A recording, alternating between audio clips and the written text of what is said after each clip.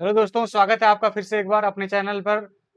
और हम जो है आपको इंडिफरेंस कर्व तक बता चुके थे और इंडिफरेंस कर्व से आगे हम आपको उसका प्रॉपर्टी और एजम्पशंस बताएंगे आज, है ना। क्या उसके एजम्पशंस हैं और क्या उसकी प्रॉपर्टी है। देखिए, एजम्पशंस का मतलब ये होता है कि एज्यूम करना पड़ता है, मानना पड़ता है, तभी ये रूल एप्लीकेबल होता है इंडिफरेंस कर्व का। सबसे पहला एजम्पशंस क्या, देखिए एजम्पशन प्रॉपर्टी, और पहला जो है आपको एजम्पशंस में बता रहे हैं, क्या बता रहे हैं। एजम्पशंस पहला ये कहता है कंज्यूमर जो होता है रैशनल होता है। कहता है कंज्यूमर रैशनल का मतलब क्या है सर। यहाँ कंज्यूमर रैशनल का मतलब यहाँ ये है कि कंज्यूमर के पास सोचने समझने की शक्ति है, उसके पास डिसीजन मेकिंग है, उसके पास दिमाग है, वो डिसाइड कर सकता है, वो सोच सकता है कि क्या मेरे लिए अच्छा है और क्या मेरे लिए बुरा है, हम किस गुड्स को यूज करेंगे और कितने इनकम में खरीदेंगे उस गुड्स को तो हमको कितना सेटिस्फैक्शन मिलेगा, और कितना इनकम को खर्च करेंगे तो हमको कितना सेटिस्फैक्शन मिलेगा। तो इसका मतलब ये होता है कंज्यूमर जो है उसके पास पावर है, साउंड माइंड है, उसके पास दिमाग है, सब कुछ ठीक है उसका, वो पागल नहीं है ना। या रैशनल का मतलब यहाँ बुद्धिमान से कंज्यूमर आर रैशनल, ठीक है।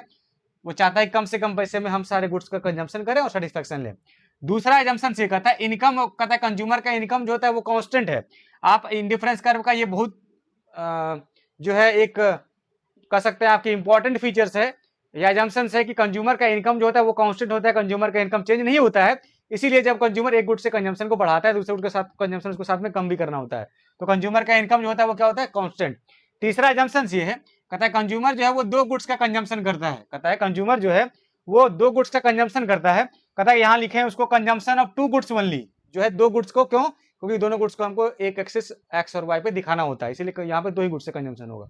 चौथा ये कह रहा है कि दो गुड्स जो है ना, both the goods are substitute of each other, कि दोनों गुड्स जो होगा ना वो एक दूसरे का क्या होगा, सब्स्टिट्यूट होगा, है ना। इसीलिए कहते हैं कि कंज्यूमर जो है जब दो गुड्स का कंजम्पशन करता है दोनों गुड्स को चाहता है एक के सारे दूसरे को सब्स्टिट्यूट करें, इसलिए वहां पे मार्जिनल रेट ऑफ सब्स्टिट्यूशन का एक जो है कॉन्सेप्ट आता है। तो चार एजम्पशंस हो गया ये, है ना, कि कंज्यूमर रैशनल होता है, कंज्यूमर जो है उसका इनकम कांस्टेंट होता है। तीसरा ये हो गया कंजम्पशन, कंजम्पशन टू गुड्स का ही होगा और दोनों गुड्स एक दूसरे का सब्स्टिट्यूट हो गया, ये हो गया एजम्पशंस। अब आइए प्रॉपर्टी पे। कहता है प्रॉपर्टी जो है इंडिफरेंस कर्व का, पहला प्रॉपर्टी है कि इंडिफरेंस कर्व जो होता है ना कॉन्वेक्स होता है। आपको पता है कि इंडिफरेंस कर्व कैसा होता है, ये इस प्रकार से, ये कॉन्वेक्स होता है। और कॉन्वेक्स क्यों होता है, बिकॉज ऑफ, कॉन्वेक्स क्यों होता है, बिकॉज ऑफ डिक्रीजिंग एमआरएस। कि हमारा एमआरएस जो है ना, जब हम लोग एमआरएस का मतलब लॉस और गेन का रेशियो निकालते हैं तो वो एमआरएस जो होता है हमारा डिक्रीज करता है ना।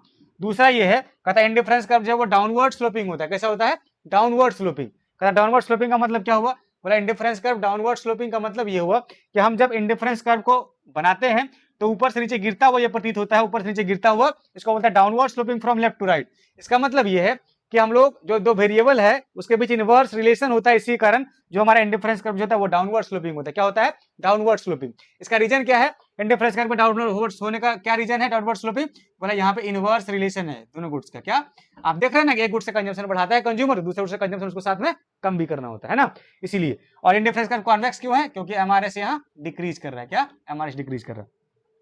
तीसरा कहता है indifference curve never touch either axis.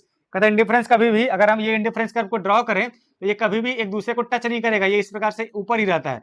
अगर हम इसको टच करवा देना इसे करके तो आप जानते हैं ना, अगर यहाँ टच कर देगा एक्सिस पे तो वाई का वैल्यू जीरो हो जाता है, अगर हम वाई पे टच कर देंगे तो वहां यहाँ पे एक्स का वैल्यू जीरो हो जाएगा। इसीलिए, और गुड्स से कंजम्पशन यहाँ पे कभी भी जीरो नहीं होता, तो सेटिस्फैक्शन जीरो हो जाएगा।